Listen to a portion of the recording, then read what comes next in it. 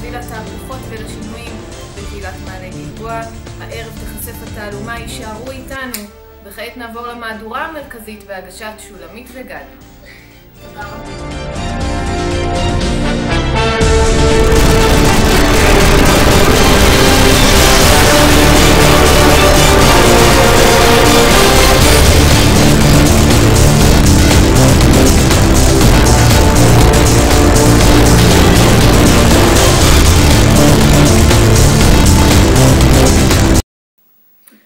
ערב טוב ופורים שמח, קהילת מעלה גלבוע. הערב אנחנו נביא לחשיפה ראשונה של האירוע שהביא לתהפוכות ולשינויים בקהילת מעלה גלבוע.